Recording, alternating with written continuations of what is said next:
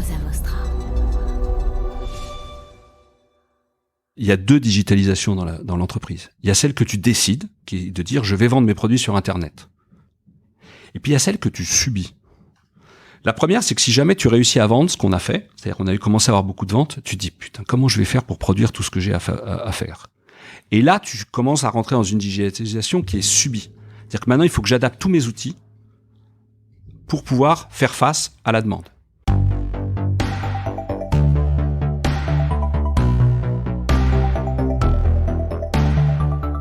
Bonjour, vous êtes sur le point d'écouter un nouvel épisode du Panier, le podcast e-commerce dans lequel on décortique les recettes gagnantes des acteurs du commerce en ligne. Mon objectif est de dénicher avec vous les meilleurs conseils et retours d'expérience pour se lancer et progresser dans la vente en ligne. Acquisition, parcours client, outils, plantage, réussite, apprentissage, on abordera ici tous les sujets sans tabou. Je suis Laurent Kretz, cofondateur de Cosa Vostra, agence de conseil tech et créative. Avec la meilleure équipe du monde en conception, créa, dev et contenu, j'accompagne des boîtes de toute taille dans leur stratégie digitale. Contactez-moi sur lepanier@cosavostra.com, sur LinkedIn ou sur notre site cosavostra.com. Bonne écoute.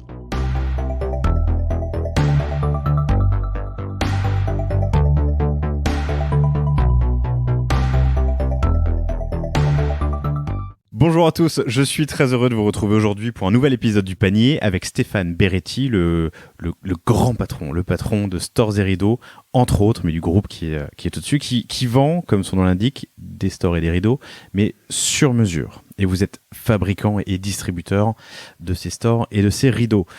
Je vous préviens d'ores et déjà, chers auditeurs, je vais essayer d'arriver à canaliser Stéphane, mais ça fait une demi-heure... au moins une demi-heure qu'on se parle et qu'il me raconte son histoire, ça va être passionnant. On va apprendre plein de trucs, c'est une très belle histoire. L'histoire qu'on vous raconte aujourd'hui, que Stéphane va vous raconter surtout, c'est l'histoire c'est pas une reconversion d'ailleurs. Non, c'est une transformation. C'est une transformation. Stéphane, à 40 ans, à 41 ans, après déjà une belle carrière dont il nous parlera dans une seconde, a décidé de racheter cette société. À l'époque, elle avait 35 employés. Aujourd'hui, ils sont 85. Tu vises d'être 120 dans 5 ans. Tu as appliqué des méthodes que tu avais apprises dans l'informatique chez Atari, dans les télécoms. Tu as installé les premiers réseaux GSM en France. À une boîte... alors, je l'ai noté, je le retrouve... à Notonville, même pas à Ponto, à côté de Notonville, qui vend des stores et rideaux et qui est devenu aujourd'hui un bel acteur français. Donc des méthodes que tu avais apprises dans des secteurs différents, mais qui s'appliquaient aussi à cette structure, à cette société. L'histoire qu'on va vous raconter, je me reprends, c'est la digitalisation d'une PME locale, traditionnelle, qui existe depuis 40 ans, qui va se réinventer dans sa distribution, mais dans le respect du savoir-faire et des employés qui étaient là depuis toujours. Bienvenue. Merci. Ça me fait très, très plaisir de te recevoir. Je remercie Maxime Cornuau qui a rejoint ton équipe, qui est dans la salle, qui n'a pas eu le droit à un micro aujourd'hui, mais qui a permis cette rencontre. Alors, il y a tellement de bouts par lesquels prendre cette histoire, mais juste, qu'est-ce que tu as fait avant de devenir patron, de racheter une boîte à 40 ans ? Alors moi, j'ai eu beaucoup de chance parce que j'ai vécu dans ma carrière des événements importants. Je suis pas pour grand-chose, mais en tout cas, je les ai vécus. D'abord, j'ai commencé par travailler chez Atari. Et Atari, c'était bien sûr l'inventeur du jeu vidéo, mais c'est aussi celui qui a amené les premiers ordinateurs à la maison. Aujourd'hui, ça paraît à tout le monde évident d'avoir un ordinateur chez soi. Mais lorsque on est dans la fin des années 90, vers 1987-88, Atari lance le fameux Atari 520 ST. Alors là, ça donne tout de suite l'âge, mais c'est le premier ordinateur à la maison.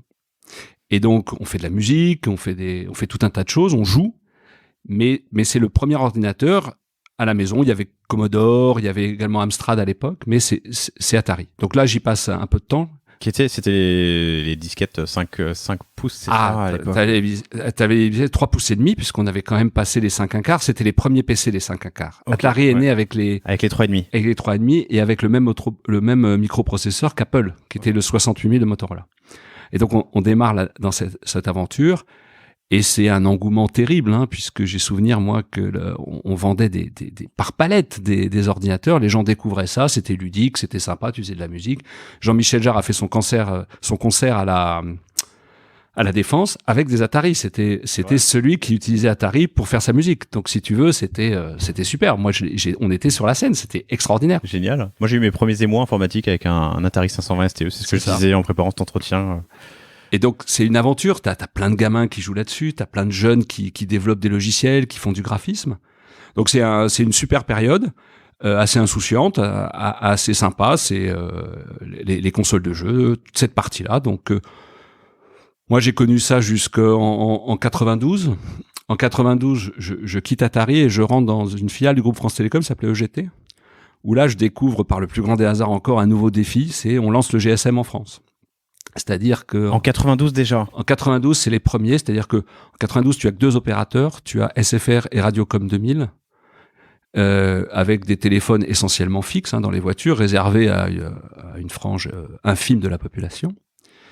Et en 92, entre-temps, tu as eu le bebop qui a essayé de percer, mais qui a été assez vite phagocyté par le mobile. Le bebop, pour les plus jeunes d'entre vous, dans certaines villes, on en voit encore ces espèces d'autocollants tricolores. Je crois qu'il y avait bleu, vert et blanc collés sur les immeubles. Tu avais des bornes sur les immeubles et tu te baladais avec ton petit téléphone.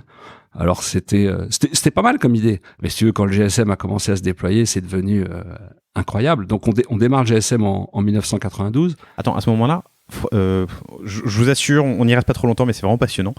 À ce moment-là, France Télécom n'a pas de réseau ?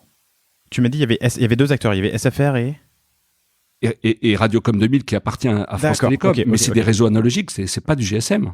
C'est-à-dire qu'en fait, quand on lance le mobile en France, lancer le mobile, c'est d'abord construire le réseau qui à l'époque s'appelait Itineris. Ok. Et Itineris, c'était la première marque du mobile et du GSM en France. Et donc on lance ça. Tu avais même 2 cartes à une époque. Tu avais le 8 watts pour les voitures et le 2 watts pour les portatifs, parce qu'on n'osait même pas appeler ça des portables à l'époque. Des portatifs, tu vois, déjà rien que le nom.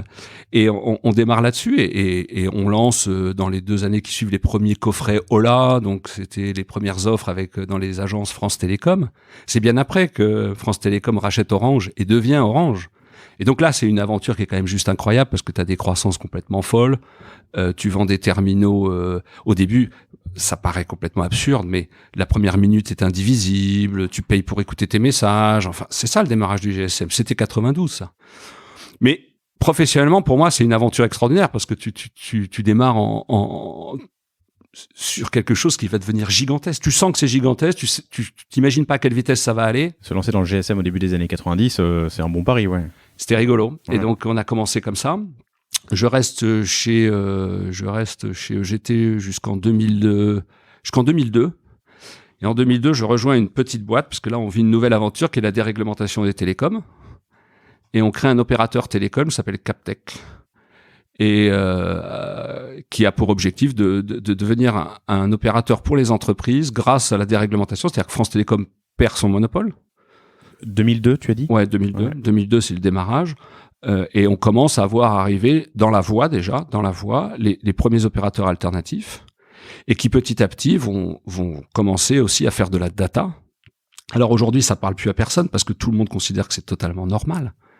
Mais à l'époque, t'as pas de développement du GSM tant que tu n'as pas de data du mobile. Toute l'image, toutes les films, les vidéos et même les sites internet, tant qu'il n'y a pas un réseau data suffisamment fort, ça n'existe pas. Donc on connaît cette aventure-là moi j'y reste jusqu'en 2006, époque où l'opérateur est revendu à LDcom, il deviendra 9 entreprises. Robert Louis Dreyfus, qui vous rachète ? Qui rachète parce que rachète la boîte, ouais. Ouais, il rachète la boîte parce que lui avait tout compris, il avait monté le backbone qui était sur les voies navigables de France et tout le monde s'était mais t'as dit ça tout à l'heure en préparant, c'est littéralement les voies navigables de France qu'il a utilisées ? Oui, bien sûr. C'est-à-dire qu'en fait, je crois que c'était une métaphore. Aujourd'hui, tu avais SFR qui passait sur les autoroutes. OK. Tu avais c'est pour ça que quand il y avait des travaux sur l'autoroute au début, tu avais un coup de pelle, ça te coupait le réseau. Tu avais Robert Louis Dreyfus qui passait, LDcom qui passait sur les voies navigables, c'est le long des fleuves. Et tu avais France Télécom qui avait son propre réseau historique, ouais. C'était les 3 grands réseaux à l'origine. 2006, vous vous faites racheter. Et c'est là qu'il se passe un déclic. Attends, qu'est-ce que tu as fait chez Atari et chez... Alors, tu faisais quoi? Chez Atari, j'ai été d'abord, je suis arrivé, j'étais chef de projet puisque j'étais tout jeune, je sortais de l'armée. Après, j'ai été responsable de la promotion. Donc c'est moi qui ai créé le premier Atari Show, qui était le premier salon. Il y avait l'Apple Expo, il y a eu l'Atari Expo.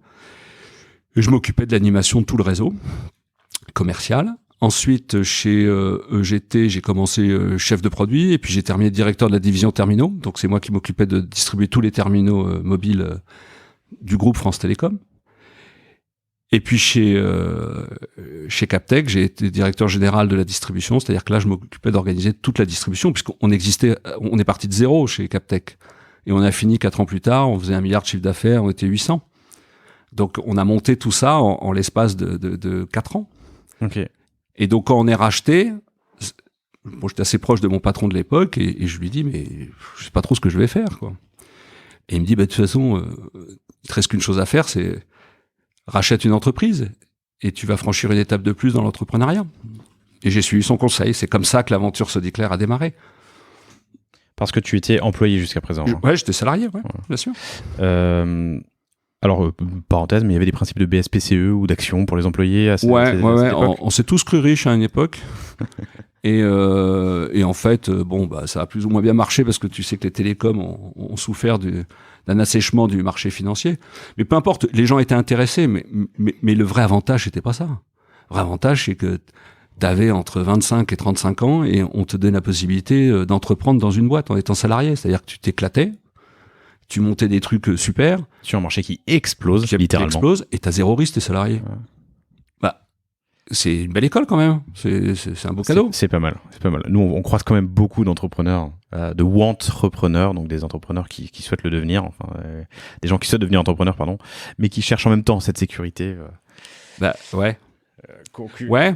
C'est un choix, quoi. Et c'est difficile. Et quand t'as 40 ans et que t'as une famille, t'as 3 gosses, t'as une femme avec qui t'as construit quelque chose, ça fait partie de ta décision. À un moment, quand tu dis, au fait, je t'explique, je vais racheter une boîte. Donc c'est vrai que le confort, ça va peut-être être un peu différent pendant quelques mois. T'as gagné des sous avant comment t'es constitué un capital? Je m'étais constitué un tout petit capital, franchement pas énorme. Comme un employé payé. Comme un employé bien payé et élevé par un père qui avait donné quelques règles d'épargne élémentaires, donc j'avais mis un peu d'argent de côté. Mais j'avais juste de quoi me lancer dans un nouveau projet, quoi. Ok.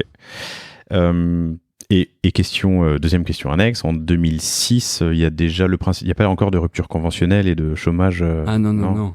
Donc quand la boîte est rachetée, je démissionne. Tu démissionnes.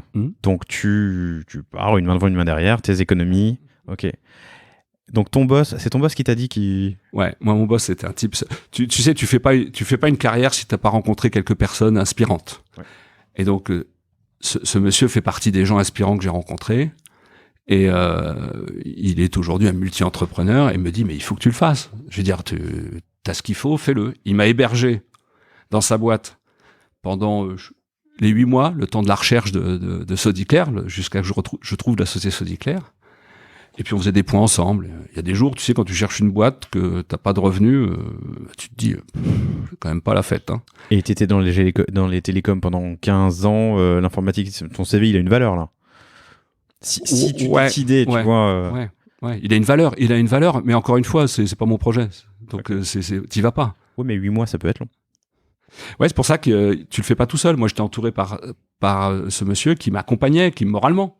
C'est pour ça que je pense qu'il faut pas faire ça tout seul.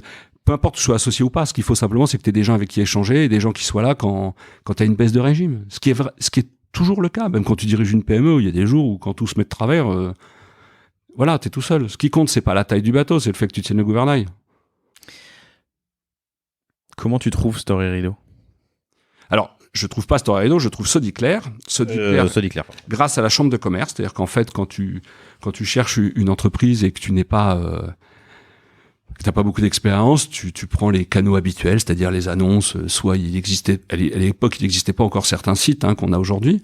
Et puis tu vas vers les chambres de commerce, parce que les gens dans les chambres de commerce, c'est eux qui connaissent tout le tissu local, tout le tissu des PME. Et donc, tu rencontres ces gens-là, tu leur expliques ce que tu cherches, les moyens que tu as, ce que tu sais faire. Parce que quand tu rachètes ta première boîte, c'est toi que tu vends.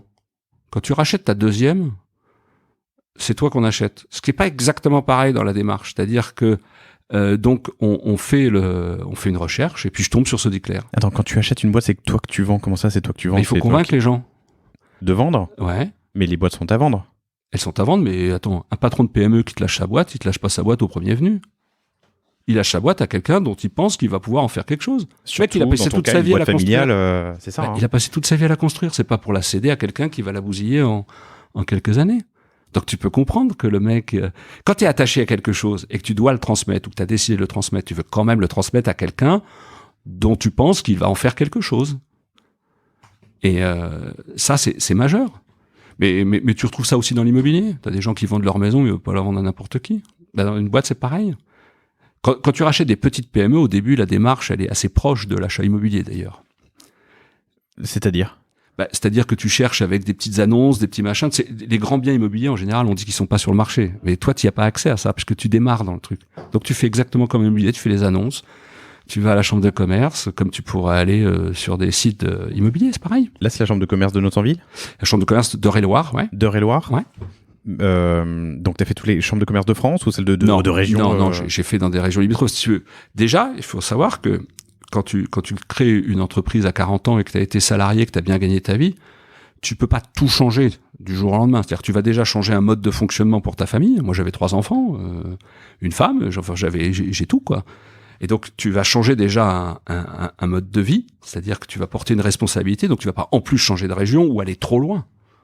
Donc tu vas pas changer intégralement. Moi, j'étais un spécialiste du B2B, donc j'ai cherché une boîte qui faisait du B2B. J'étais moins regardant sur le produit, j'étais moins regardant sur le marché. En revanche, j'étais regardant sur un truc que je connaissais, c'était le B2B. Tu peux pas tout remettre à zéro dans tous les domaines. C'est-à-dire... On y revient dans une seconde parce que moi, je suis toujours pas persuadé d'avoir compris. Je rigole, mais comment on passe des télécoms en B2B au store en B2B, mais tu nous l'expliqueras. Donc, tu es là pendant 8 mois, hébergé par ton ancien boss, avec cette mission de trouver une société à reprendre. Tu fais les petites annonces, tu contactes les chambres de commerce. Tu passes sur plusieurs deals. Non, en fait, tu regardes... Sodiclair, c'est le premier que tu as... Je regarde plusieurs dossiers, et Sodiclair, c'est le premier où je vais à fond. Ok. Qu'est-ce qui t'a décidé ? J'ai vu la boîte sur un salon, je l'ai trouvée super bien organisée, elle était dirigée par une femme, une maîtresse femme. Avant, tu l'avais trouvée via la chambre de commerce et ensuite tu l'as rencontrée sur un salon ou tu l'as vue sur un salon ? Non, il se trouve que je l'ai rencontrée par la chambre de commerce, ouais. Et après, j'ai été la voir, voir sur un salon, j'ai été observer un petit peu comment ça se passait, et j'ai trouvé que c'était une belle PME, qui était tenue par une femme à poigne, une femme remarquable, et je me suis dit, c'est une belle boîte, ouais. Madame Billy, ouais. C'est ça, qu'on salue, et tu me disais que tu déjeunes encore avec elle. Je dîne avec elle toutes les semaines. Parce que c'est important aussi, la transmission. Je pense qu'on ouvrira là-dessus dans 1 heure quand on terminera ce podcast. Donc elle était en vente. Elle était en vente, Madame Billy a approché de la 60aine, elle avait beaucoup travaillé, beaucoup travaillé. Et c'est elle qui avait fondé la boîte ? Ouais. Avec un mari qui n'était plus là ou un mari qui malheureusement pas est décédé très vite après la création de la société, donc elle a fait ça toute seule. C'est une sacrée femme. Ouais, j'imagine. Alors je redescends un peu. Donc tu la crois sur ce salon, c'est une société qui est bien tenue. Une belle société qui a un beau business B2B. Alors pour être tout à fait honnête, je suis assez bricoleur. Donc le store, ça me fait pas peur, le rideau, ça me fait pas peur. Je vois visuellement ce que c'est. J'ai une approche produit qui me choque pas. Si tu veux, moi j'ai toujours bricolé, c'est moi qui ai refait mes maisons. Donc j'ai une approche assez pragmatique du produit. Non mais bricoler des stores et gérer une société de production de stores de 30 personnes, un atelier de 30 personnes, c'est pas la même chose. Ouais, c'est comme ça. Je vois cette boîte, je trouve qu'elle est bien, elle fait du B2B, je sais ce que je peux lui apporter et il faut que j'apprenne ce qu'elle sait faire et que je ne sais pas, donc on démarre. Combien ça vaut, une boîte comme ça ? Je l'ai acheté 1,8 million. En euros, en 2006, ouais. Voilà. 1,8 million, ouais. Pour combien de CA à l'époque ? 4,3 ou 4. Ok, et combien d'EBITDA, tu te souviens ? 200 000 euros, 180 000 euros. Ok. Elle la vend bien à l'époque. Ouais, elle la vend bien, j'allais dire. Ok. Un peu de trésor, bien géré, géré en bonne mère de famille, une belle boîte. Mais franchement, une belle boîte, une boîte qui a des beaux fondamentaux, qui a un bon métier, qui, voilà, elle fait pas mal de choses, elle est assez créative, une belle boîte. Donc tu trouves Sodiclair qui vend des stores et des rideaux sur mesure à l'époque et qui fait du B2B. Ouais, elle vend aux entreprises et aux collectivités, donc elle a des commerciaux qui vont visiter les entreprises. Local, France. Alors elle a plusieurs agences, donc Okay. Il y en a une dans le sud, il y en a plusieurs en France. Et donc tu as des commerciaux locaux qui vont se balader dans les boîtes, ils prospectent, ils vendent, ils prennent les mesures, ils remontent tout ça à l'usine fabrique, elle redescend ça dans les agences et les poseurs installent. Les poseurs qui font partie de la société Sodiclair oui. ou des poseurs Non. Tout est intégré. C'est-à-dire que y a un seul responsable, c'est Sodiclair. Et donc, ça veut dire que tu as un interlocuteur unique, c'est le commercial. Et c'est l'entreprise qui fabrique, c'est l'entreprise qui installe. Prestation, ce qu'on appelle totalement intégré. Ouais. Et donc 35 personnes quand tu la rachètes. Combien de personnes à la prod ? 12. Ok. Et c'est un métier que tu n'as jamais fait ? Non. Il y a un chef d'atelier ? Ou plusieurs peut-être, ou pas, ou c'est Madame Billy. Oui, Madame Billy a la main sur beaucoup de choses. Ok. Elle supervise tout. Alors il y a quelqu'un qui s'occupe d'organiser la production et la planification, mais c'est quand même elle qui a beaucoup la main. La passation se fait sur combien de temps ? Elle reste combien de temps avec toi ou 1 an. 1 an. C'est son bébé, elle y a travaillé, elle l'a fondé avec son mari, c'est beau, elle l'a géré toute sa vie.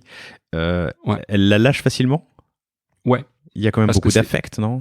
Alors, il y a une particularité, c'est que ces 2 enfants restent dans l'entreprise et travaillent encore aujourd'hui avec moi. Ok. L'un qui est directeur technique et la fille qui travaille aussi là et qui s'occupe, elle, des achats et du personnel.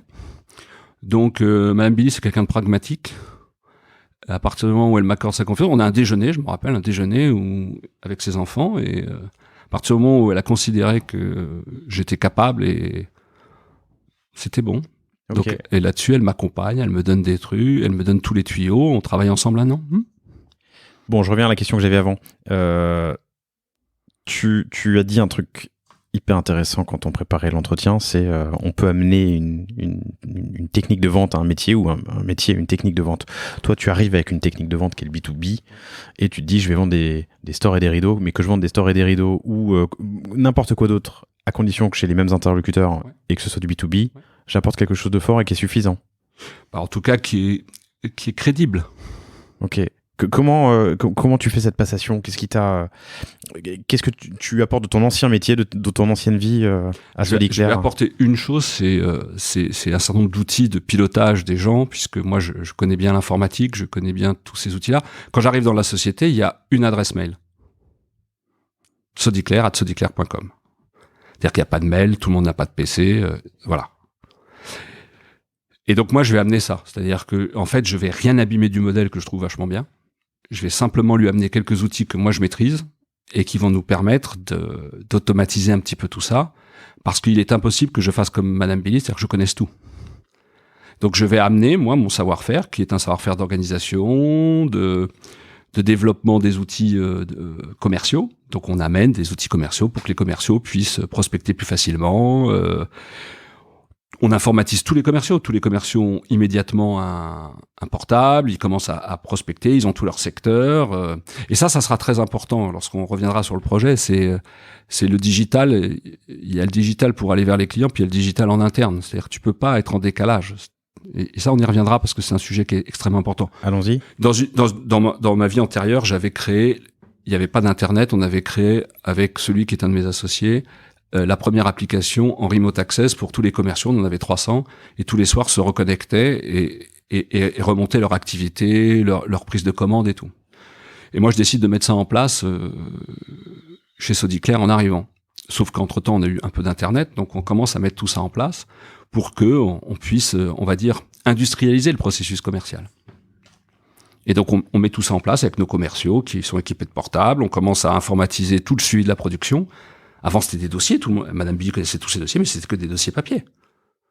Donc, on arrive, moi, je dis, je suis incapable de suivre ça. Donc, on met en place des outils simples sous Excel, on met des ordinateurs un peu partout, on commence à mettre des adresses mail aux gens, et on commence à plaquer un peu d'informatique sur un process que je trouvais assez bien fait. T'as du changement à gérer. Alors 35 personnes, c'est pas non plus 3000, mais c'est 40 ans, c'est des habitudes, des coutumes. Se faire accepter de la famille, c'est une chose. Se faire accepter des 35 salariés, tu leur présentes un projet. Comment est-ce que tu gères cette transition? Ouais, c'est intéressant comme question. Au début, si tu veux, il faut que tu montres d'abord à tes salariés que tu es crédible. Donc t'écoutes, tu regardes comment ils font, tu regardes comment ils travaillent. Moi, j'ai jamais fabriqué de store, donc quand quelqu'un fabrique un store, je respecte son travail parce que je connais pas ça. Donc tu écoutes dans un premier temps, tu regardes, tu apprends, et surtout tu arrives pas en disant je vais tout révolutionner. C'est pas compliqué. Si tu trouves pas la boîte bien, faut pas la racheter. Si tu la trouves bien, faut pas tout casser. Donc t'arrives, tu regardes comment elle fait. Et puis petit à petit, ça a pris 1 an. Tu commences à réfléchir sur. D'abord, t'as un métier à apprendre. Hein. T'as un métier, un marché, donc il faut l'apprendre ça. Et après, par petites touches, tu commences à apporter quelque chose. La première phrase que j'ai entendue au début, avant on faisait comme ça. Ça, c'est la phrase que j'ai le plus entendue chez Sodiclair. Mais je la respecte, ça a marché pendant 40 ans. Ils ont bien raison de le dire. Puisque pendant 40 ans, ils ont gagné de l'argent. C'est une boîte qui a traversé toutes les épreuves. Quand tu la rachètes, elle gagne de l'argent. Tu la rachètes, elle gagne de l'argent, ouais. Avant, vous faisiez comme ça. Ouais. Ok. Tu insuffles le changement, tu le petit proposes, à petit, ouais, tu le... alors, si tu veux, il y a 2 choses. Il y a là où tu veux aller, ça, c'est pas négociable. C'est-à-dire, je sais où je veux aller. C'est-à-dire, je veux moderniser la société, je veux la faire grandir dans le secteur B2B. Donc ça, c'est pas négociable. J'ai mon projet qui est en place, développer les agences, développer les outils, professionnaliser la démarche des commerciaux. Ça, c'est une chose. Et après, dans la façon de faire, tu vas en douceur. Parce que si tu arrives et que tu brutalises tout le monde, tu n'y arrives pas. Mais on y reviendra, j'ai fait la même chose quand on a fait le digital. Parce que, ok, les gens, j'étais crédible, ça marchait, on arrivait à peu près à s'en sortir sur le B2B. Mais quand tu amènes une nouvelle activité, ils se disent, oh, qu'est-ce qu'il nous veut celui-là? T'as présenté le projet? Ouais. Tu réunis tout le monde et tu dis, je veux digitaliser et croître. Alors, en fait, je veux digitaliser. Donc, j'ai expliqué où on allait aller sur le B2B, donc c'était assez simple. Là où j'ai vraiment expliqué, c'est quand on a décidé de prendre le virage digital. Là, oui. Tu la rachètes, chers auditeurs, tu la rachètes en 2006, en 2009, on décide de prendre le virage, vous décidez de prendre le virage digital et le site sort en 2011. C'est ça, donc à peu près 5 ans après un site B2C. Ouais, donc alors c'est parce aussi. Que, entre-temps, en 2008, il se passe un truc, c'est qu'il y a une grosse crise. 2 ans après le rachat. Voilà. Ouais. Donc on a de la dette par-dessus la tête et on ramasse une crise terrible qui nous prive qui ralentit complètement le business des entreprises qui ont plus envie de sauver leur compte de résultats que d'acheter des stores et des rideaux. On a les collectivités qui se retrouvent avec des baisses de dotation terribles, donc qui ont moins de moyens pour acheter des rideaux dans les écoles, dans les crèches. Et le bâtiment connaît une crise sans précédent et nous, on était souvent sous-traitants du bâtiment. Donc si tu veux, on prend ça en pleine figure en 2008. Et on le voit très vite, parce qu'on perd 20% de notre chiffre d'affaires en 2 ans. Donc là, tu es quand même confronté à un problème majeur. C'est-à-dire que la question, c'est comment je sauve la boîte. Et c'est comme ça qu'est né le projet digital, si tu veux. Il est né de 2 choses. C'est le business est en train de partir. C'est-à-dire qu'on est en train de perdre une partie de notre business. J'ai rien pour le remplacer. Et il faut que je trouve quelque chose et vite. Et il faut que je trouve quelque chose sans pour autant casser l'ADN de la boîte. L'ADN de la boîte, c'est quoi ? C'est fabriquer en France des produits sur mesure en cycle court. Dans le cadre d'une prestation totalement intégrée. On ne sait pas faire autre chose, mais ça, on sait le faire. Sauf qu'on n'a plus de clients, on n'a plus assez de clients. Donc, il faut en trouver d'autres. Et c'est là où on se pose la question de dire, la seule population qu'on peut adresser aujourd'hui, c'est le particulier. Voilà. Et donc, et c'est comme ça qu'on décide d'aller dans une stratégie B2C. Sauf que là, on n'a pas d'argent, on n'a pas les moyens de... Alors, cette stratégie, pour être tout à fait honnête, je t'ai dit tout à l'heure que j'étais bricoleur. Comment je décide ? Je fais une grosse étude de marché qui consiste, comme j'y allais tous les samedis matins chez Leroy Merlin, je mesure la surface qui est accordée par Leroy Merlin au store et au rideau. Tu sais, sur les plans qu'ils ont à l'envers. Je me dis, si ces mecs-là qui sont intelligents mettent toute cette surface, c'est que le marché est gros. C'est à peu près la seule chose que je fais comme étude. C'est génial. Et je dis, on va simplement faire une chose, on va essayer de prendre un bout de ce marché en sur-mesure. Et c'est comme ça qu'on démarre. On commence à réfléchir en interne avec un certain nombre de freins qui sont pas neutres. 1, on n'a aucune expérience sur l'Internet. On n'a jamais vendu de l'Internet. 2, on n'a pas de notoriété, on n'existe pas, on n'est pas une marque grand public. Et 3, comme on vend en produits sur mesure, on ne peut pas retourner ce produit. C'est-à-dire qu'un client qui achète un produit et qui s'est trompé ne peut pas le retourner. Qu'est-ce qu'il peut faire d'ailleurs? Pas grand-chose. Okay. Pas grand-chose. C'est-à-dire que si tu t'es trompé dans les largeurs... Quand on envoie un BAT, un bon à tirer, voilà, quand tu reçois le truc, si on s'est trompé, voilà, une fois que tu as les catalogues, c'est pareil. Et donc tu as ça, qui sont quand même un vrai fait. 2, 3, 4, on n'a pas beaucoup d'argent, puisqu'on est en difficulté, donc on n'est pas riche. On n'est même pas riche du tout. On est quand même assez endetté, puisqu'on on a quand même la dette LBO encore au-dessus de la tête. Mais donc, on décide d'y aller quand même. C'est-à-dire, on décide, voilà. Donc là, j'explique le projet. Okay. Là, j'explique très fort le projet à tout le monde, en expliquant la situation clairement. On est en difficulté, il faut qu'on trouve de nouveaux débouchés. C'est un chapitre qu'on ouvre dans une seconde. On est donc là, courant 2008, il y a eu la crise, début 2009, il y a eu la crise, il faut de nouveaux débouchés, nouveaux projets. Je reste encore un tout petit peu, parce que tu as dit un truc à l'instant, et c'est vrai que je t'avais pas posé la question, mais sur cette période de rachat, on a la dette LBO. LBO, c'est leverage buyout, c'est de l'argent qu'on emprunte pour acheter une société, si je simplifie. Ah, c'est exactement ça. C'est facile? Si tu veux, d'abord, c'est une affaire d'homme. C'est-à-dire qu'en province, tu as un énorme avantage, c'est que les banquiers sont des gens qui restent. Je tombe sur un type super, qui est toujours notre banquier. Hein. Qui n'est pas le banquier de la société? Si. Si. Au moment où tu la rachètes. C'est le banquier de Sodiclair. Oui. Donc tu vas voir le banquier de Sodiclair en disant j'aimerais le racheter. J'aimerais racheter. Vous connaissez la société. Vous connaissez la société. Voilà qui je suis. J'ai un certain track record, mais voilà qui je suis. Il faut me faire confiance, on y va. Et là, le banquier, il a deux choses. C'est à partir du moment où il considère que tu es crédible, lui, il veut pas perdre un client. Parce que c'est un bon client, Sodiclair. Donc, il te finance. Mais il finance et pendant 10 ans, il me soutient. Surtout pendant cette crise déjà, que tu connais très rapidement ensuite. Quoi. À côté de ça, tu vois, ça, c'est mon expérience des grosses boîtes. C'est que je communique avec lui. C'est-à-dire que chaque année, je fais un budget, chaque année, je lui envoie. C'est-à-dire que j'ai une relation avec ce banquier qui est une vraie relation. Et tu vois, quand j'ai eu fini de rembourser le LBO, il m'a dit, si ça vous ennuie pas, on va s'appeler par nos prénoms. Le mec était vraiment content que j'ai payé la dette. Et ça, c'est intéressant. C'est parce que c'est une relation, on n'entend pas toujours ça dans la relation entreprise-banquier. Mais elle existe. Elle existe. Tu peux pas le nier. L'humain est important. Il faut pas l'oublier. Ouais, c'est vrai. C'est vrai. Ouais. Je sais que vis-à-vis de sa direction, à plusieurs reprises, il s'est battu pour moi. Donc ça, j'en suis reconnaissant. Et il est toujours là? Ouais. Ok. Petite prise de hauteur, mais si tu avais... est-ce que tu as des conseils à donner sur cette période de rachat? Qu'est-ce que tu as bien fait qu'il faut absolument refaire? Qu'est-ce que tu aurais pu faire mieux? Après, ce que j'aurais pu faire mieux, c'est... je vais te dire, c'est tellement loin que j'ai sûrement fait des erreurs. Évidemment que j'ai fait des erreurs. J'ai peut-être dépensé des trucs que j'aurais pas dû penser. J'ai peut-être été trop vite dans certains endroits. J'ai pas retenu ça. Parce que alors, comme dans une histoire d'amour, tu retiens que ce qui est bien.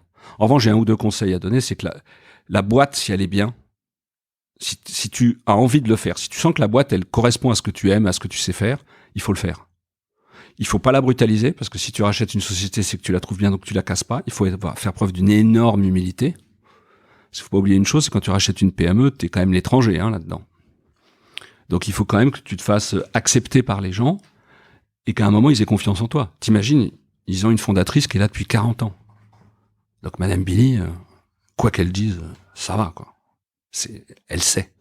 Toi, t'arrives, t'es un petit jeune, ils savent pas d'où t'arrives, en plus, t'es pas un régional de l'État, puisque moi j'habite en région parisienne.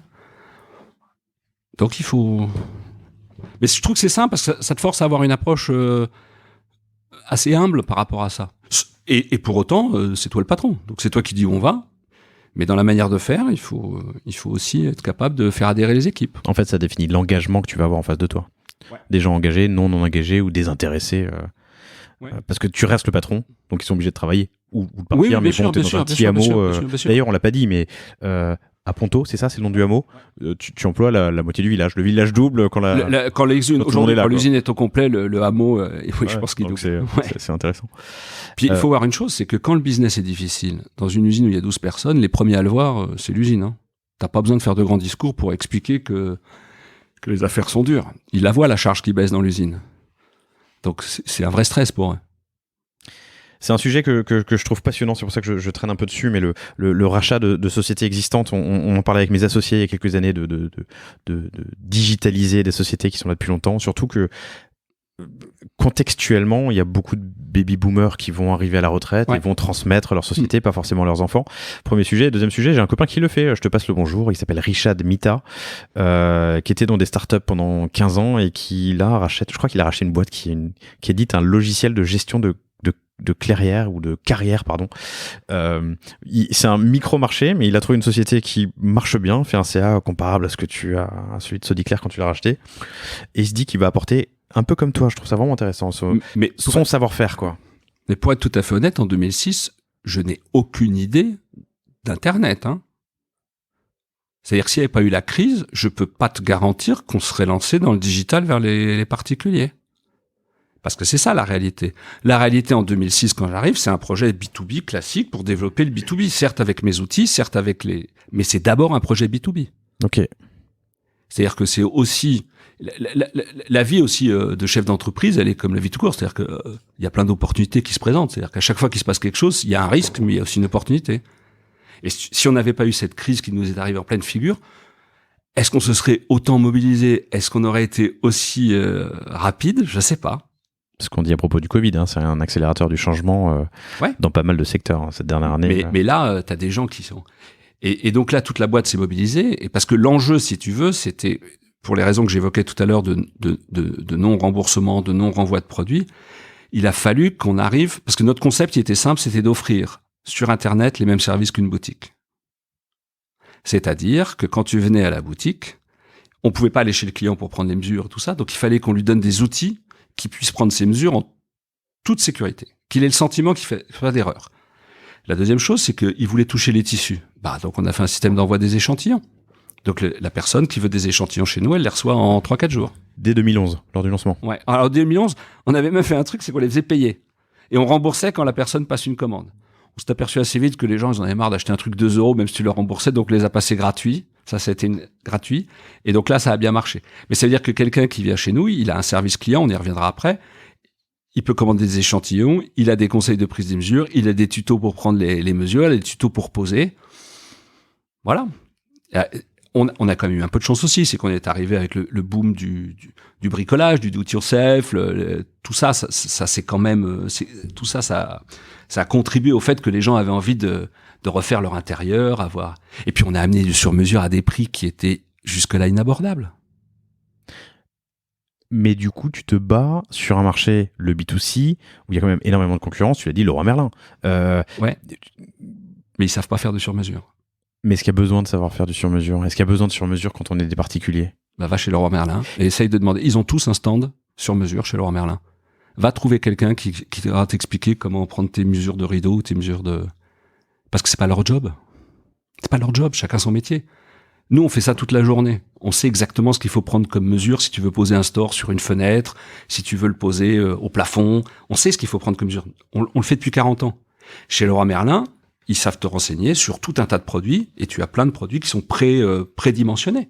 Mais si tu cherches un vendeur pour t'expliquer comment prendre la mesure sur un Vénitien alu, tu vas avoir du mal. Tout simplement parce que c'est pas son job, c'est pas son métier, il en fait jamais. Nous, les filles au téléphone, c'est des superstars du store. Elles ont des centaines d'appels. Donc, dès que quelqu'un, et par téléphone, dès que quelqu'un pose une question, elles savent lui répondre. Je vais même te dire quelque chose que je dis souvent aux commerciaux. Elles sont plus fortes que vous maintenant. Les personnes du service client. Parce qu'elles voient un nombre de cas tellement important, et elles doivent être tellement précises, tellement rigoureuses, parce qu'elles le font par téléphone, que moi j'ai une équipe au service client, ils sont remarquables de compétences. Vous êtes aujourd'hui 85. Ouais. Combien de personnes au service client? 4. Et du coup, vous avez lancé vieux réflexe. Vous avez lancé en 2011 le B2C avec le site internet, qui en plus, j'imagine que, nous on le fait toute la journée, mais la création d'un configurateur qui te permet de définir exactement ce que tu souhaites sur du multi-produit ou c'est pas évident. La part du B2C par rapport au B2B aujourd'hui, presque 70%. Ok, formidable. Ah ouais, c'est super. Sur un CA, à combien? Alors aujourd'hui, le total du CA, c'est 12,5 millions. Donc x3 depuis le rachat, en gros. 12 millions et demi, 60, je vais plutôt faire 30%, ça fait 3 millions 6 sur le entre le 3 millions B2B. 6 et 4 millions, puisqu'on fait un peu plus de 12 millions et demi. Mais... Et donc le B2B a baissé depuis le rachat. Alors le B2B a baissé depuis le rachat, d'abord parce qu'on a pris cette crise. Là, on a réussi à le stabiliser à peu près. Mais on a surtout compensé. Au début, si tu veux, le démarrage de l'Internet, au début, pour nous, c'était pour sauver la boîte. Et c'est devenu maintenant un projet de développement. Mais au début, c'est pour sauver la boîte. Parce qu'il n'y a pas d'autres règles. On a des emplois, on a des savoir-faire, et tout va partir.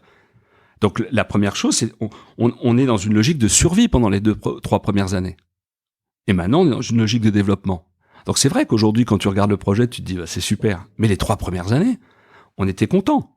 Alors c'est vrai qu'en plus, le B2C a quelques vertus financières, puisque en termes de trésorerie, nous, on n'était pas habitués à être payés avant de travailler. Donc le fait d'avoir un paiement à la commande, c'est l'Internet, ça nous a aidé aussi. C'est pas désagréable. Ça nous a aidé. Quand tu dois derrière avoir toute une logistique de recouvrement qu'on a encore aujourd'hui pour le B2B. Mais on a démarré, franchement, on est confronté à cette problématique-là. On a un business qui est en train de péricliter, on doit en lancer un nouveau, où on n'a aucune expérience. La seule chose qu'on sait faire, c'est des stores et des rideaux. Mais c'est même pas nous qui avons fait le site. On a pris une toute petite boîte qui était dans la banlieue de Chartres, et qui nous a développé le configurateur. Et depuis, on travaille avec eux. Parce que nous, on sait pas faire ça. Et aujourd'hui encore, on fait aucun développement. C'est pas notre métier. Il n'y a pas raison d'intégrer un... Ça sert à rien. C'est quoi les triggers de... Alors j'ai 2 questions. Pour situer un peu, quels sont les triggers, pardon, les déclencheurs, qu'est-ce qui déclenche un achat chez un particulier pour des tringles, des stores, des rideaux, et quel niveau de prix on a en sur-mesure versus du sur-étagère, d'ailleurs? Alors, t'as plusieurs choses. Je pense que ce qui déclenche le sur-mesure, c'est que la personne ne peut pas mettre du prêt-à-poser. C'est-à-dire sur des stores, si tu as besoin d'un store qui fait 43 cm, tu vas pas en mettre un de 45 ou un de 40, parce que sinon il va pas couvrir. Donc il y avait un vrai besoin. C'est-à-dire qu'il y a un besoin dans la rénovation, dans tout ça, d'avoir des produits à ta mesure. Alors, il y a non seulement sur mesure, et après de te faire le produit que tu veux. Nous, on a des produits où les gens choisissent la couleur de leur bois, la couleur de leur galon, les dimensions, comment ils associent tout ça. Donc, je pense que la première chose, c'est un besoin de sur-mesure, qui aujourd'hui n'était pas accessible à tout le monde. Parce que quand tu voulais aller faire du sur-mesure, tu étais obligé d'aller dans des boutiques où tu voyais des gens qui te faisaient choisir ton tissu, ton machin, mais eux, ils fabriquaient rien. Il est obligé de passer par un fabricant. Et tout ceci faisait que tu arrivais à des prix qui sont inabordables pour beaucoup. Et des délais, j'imagine. Et des délais. Ok. Alors que nous, tout l'intérêt, c'est que entre l'usine et le particulier, il y a personne. Donc ça veut dire que nous, qu'est-ce qu'on a fait? On a été capable d'avoir un prix qui nous rémunère, qui nous permet de vivre, nous permet de nous développer, qui nous permet d'investir, et qui nous permet d'avoir une offre pour le client final qui est une offre compétitive. En désintermédiant oui, la relation. Exactement. Donc les triggers, c'est le besoin parce qu'on peut pas faire autrement, mais il y a Après, il y a aussi autre chose, c'est que il y a la richesse de l'offre. C'est-à-dire que nous, on a plus de 2500 modèles. Il y a le fait aussi que les gens, je pose quand même pas mal de questions aujourd'hui parce qu'ils aiment bien acheter des produits français. Donc ça, c'est un vrai sujet. Et les derniers événements l'ont montré. C'est-à-dire qu'aujourd'hui, les gens sont attachés à la provenance et on va dire à l'histoire du produit que tu leur vends. Donc ça a été un phénomène aussi important. Et la troisième chose, c'est le délai. C'est-à-dire que nous, on est en cycle court. C'est-à-dire que le client, quand il passe une commande, le lendemain, elle est traitée et elle va être produite entre 5 et 10 jours après. Donc ça, c'est un... Et puis c'est aussi le fait que il faut pas oublier une chose, c'est que quand tu es dans les Alpes ou en Corse, tu as combien de gens qui vendent des stores et des rideaux sur mesure sur l'île? Tu as combien de personnes c'est quoi ton offre aujourd'hui? C'est toujours pareil.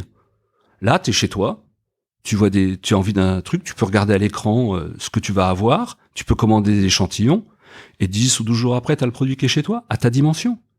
C'est aussi ça le problème. La logistique est un enjeu, non? Ouais, surtout qu'on fait des produits qui se tordent bien. Il y a des produits longs, des produits fins, donc ça aussi, il a fallu apprendre. Un rideau, c'est vrai que ça se transporte bien, mais une tringle ou un store vénitien, ça se tord bien. Donc, on prend un peu d'avance rapide. Du coup, en 2021, on a connu la crise l'année dernière. Près de 70% du CA, donc des 12,5 millions, c'est ça, sont en B2C. Énorme croissance l'année dernière avec le Covid, comme d'ailleurs dans la jardinerie, dans le bricolage, sur plein de sujets. Tu produis pas à la même cadence et ni dans les mêmes échelles en B2B qu'en B2C. Absolument. J'imagine que quand tu lances le site e-commerce 2011, il faut savoir accélérer à la fois les ventes mais aussi la production. C'est un enjeu. À clé. T'es à Puto, hein, c'est ça? Ponto, pardon. Ponto, tu peux pas. Ce qu'il faut savoir, c'est la particularité de notre site, c'est que tout ce qu'on vend, on le fabrique. Donc quand tu dis je crois 30%, c'est une super nouvelle, mais ça peut être aussi une catastrophe derrière, parce que si t'as pas les outils pour produire, et donc tu disais tout à l'heure, qu'est-ce qui fait aussi que les gens achètent? Quand t'as pas de notoriété, c'est l'indice de satisfaction des clients. Parce que nous, c'est une clé, ça. C'est-à-dire qu'aujourd'hui, sur Internet, il faut montrer patte blanche, il faut que les gens puissent dire ce qu'ils ont pensé de ta prestation. On peut de plus en plus difficilement tricher, voire plus tricher du tout. Non, mais c'est très bien. Si tout le commerce faisait ça, ça permettrait aussi de... Non, mais bien sûr, on parle d'Internet, mais Internet a quand même mis sur un certain nombre de sujets la barre assez haut en termes de satisfaction client. Et donc, c'est la clé, ça aussi. Et tu vas te dire, je vais te parler du chiffre d'affaires, mais la plus grande satisfaction qu'on a eue pendant le Covid, c'est qu'on a amélioré notre indice de satisfaction client.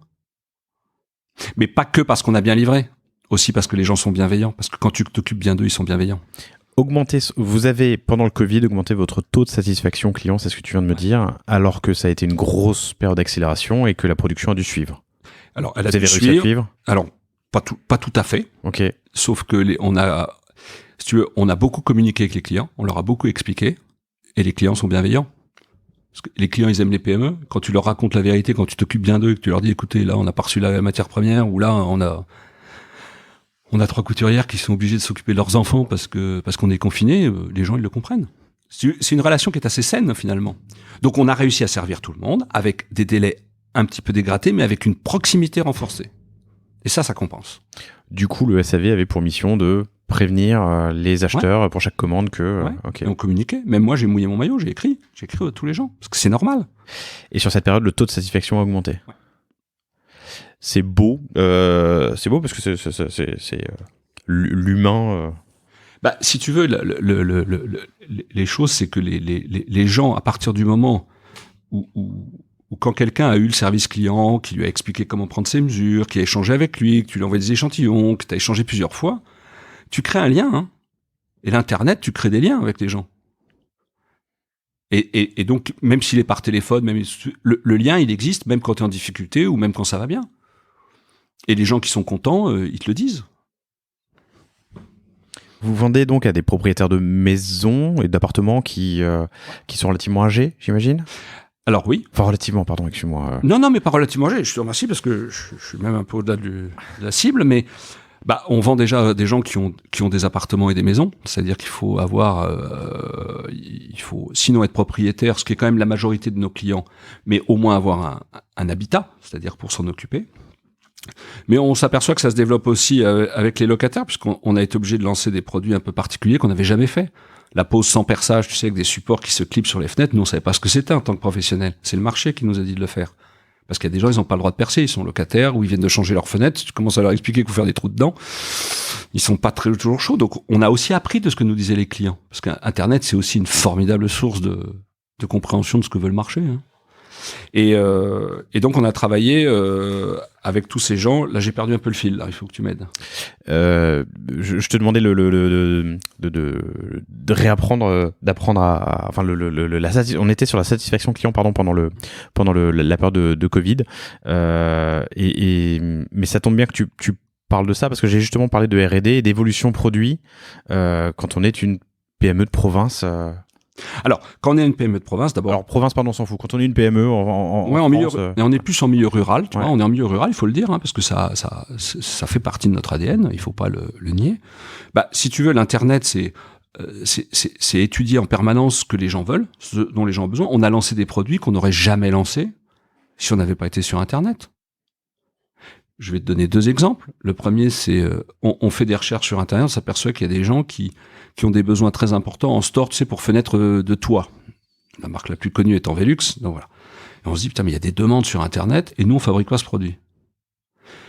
On se met on interroge nos fournisseurs, on dit, est-ce que vous avez des composants? Ouais.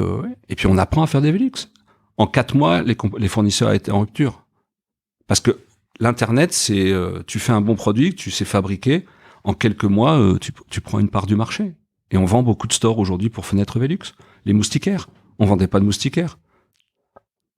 J'en ai installé une, pardon, j'y pensais. L'année dernière, on a vendu 6 fois plus de moustiquaires que l'année d'avant. Alors pourquoi le Covid aussi nous a fait en sorte que l'on vende plus? C'est les gens étaient chez eux. Donc quand tu es chez toi toute la journée, tu vois mieux tout ce qui va pas, y compris que tu as du soleil dans la figure, que tu aimerais améliorer la déco, que il y a plein de choses que tu ne voyais pas ou sur lesquelles tu ne passais pas de temps. Comme t'as pas d'offre puisque tout est fermé, t'as un peu de budget puisque tu peux plus sortir, tu peux plus voyager de ça, et donc tu t'occupes de ton intérieur. Et donc les gens sont venus naturellement vers l'internet. Et après, c'est vrai que comme on est français, comme on fabrique sur nos territoires, les gens ont apprécié. Ok. La question que je te posais tout à l'heure, elle m'est revenue, c'était l'âge de ta cible. Ah oui, pardon. L'âge de ma cible, c'est entre 47 et 50 ans, je crois. Et c'est un public, c'est autant de femmes que d'hommes, plutôt des propriétaires. Donc voilà, c'est notre cible et celle-là.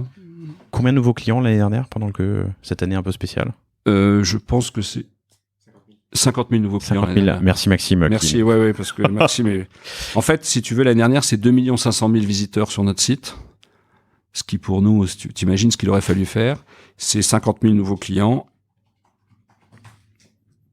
pendant toute l'année. Ouais. C'est très bien parce que nouveaux clients m'amène à une question, c'est anciens clients. On se rééquipe pas tous les 2 jours de nouveaux stores et de nouveaux rideaux? Alors, c'est vrai. Enfin, point d'interrogation. C'est vrai, mais pas tout à fait. Je t'explique, on a des gens qui aujourd'hui, les gens quand ils refont leur appartement ou leur maison, ils n'ont pas toujours les moyens de tout refaire en même temps. Ou au début de test, ils vont dire on va en mettre on va mettre ça dans une pièce qui compte pas beaucoup, puis ça leur plaît, ils disent on va faire une autre pièce. Donc en fait tu vis au rythme des gens. C'est-à-dire que si les gens ils décident de refaire une pièce puis après une autre, et s'ils ont été satisfaits de ton service, quand ils auront un autre besoin, ils vont venir te revoir. Donc en fait, le taux de réachat est beaucoup plus élevé que ce qu'on pensait. Il est de l'ordre de 15 ou 16% si j'ai bonne mémoire. J'exclus la partie échantillon. Parce que...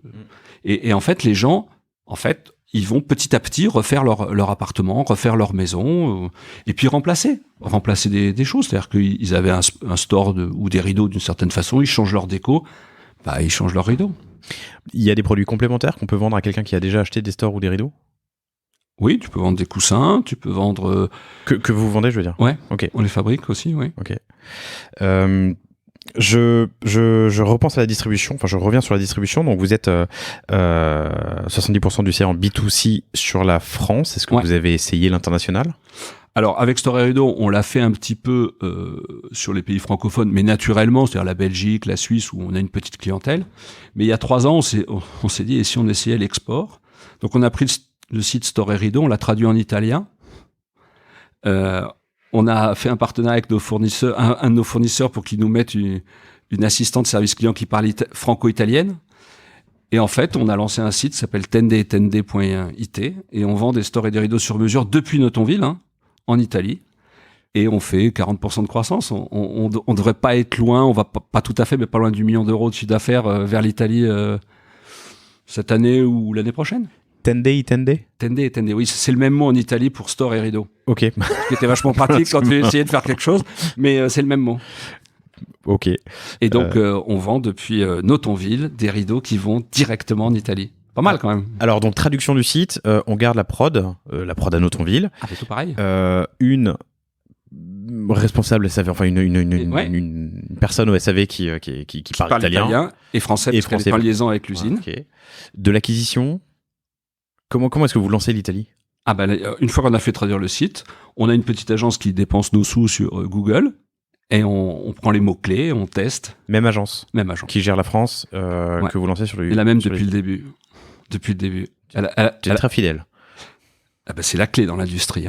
Dans l'industrie, c'est la clé. Et plus tu connais tes partenaires, plus tu progresses avec eux. Aujourd'hui, la personne qui fait nos sites et qui développe nos sites, je pense pas que ce soit la même société qu'il y a 10 ans qu'on a commencé. Et l'agence qui travaille avec nous pour développer les campagnes et tout, c'est des gens... on se connaît par cœur, on se connaît super bien. Et on teste des choses ensemble. Puis on a un avantage ensemble, c'est qu'on grandit ensemble. Donc c'est quand même une belle aventure. Et puis on a tenté une expérience à l'export et qui est rentable. Qui est rentable depuis le premier jour. Depuis le premier jour. Ah oui, parce que ça c'était une règle. Ayant connu les télécoms pendant des années, où on investissait beaucoup en espérant être rentable un jour, moi en tant que chef d'entreprise, je n'avais pas les moyens de faire ça. Donc la règle que j'avais donnée, c'est que Story Rideau devait être rentable le premier mois. On l'a pas dit, mais Story Rideau, c'est un super nom de domaine qui est le nom dès le départ du site. C'est le truc incroyable, le nom est libre et on le prend en 2009. En FR et en com, on le prend. Okay. On parle d'achat média. Tu as dit, tu as une agence qui l'a géré pour le lancer d'Italie.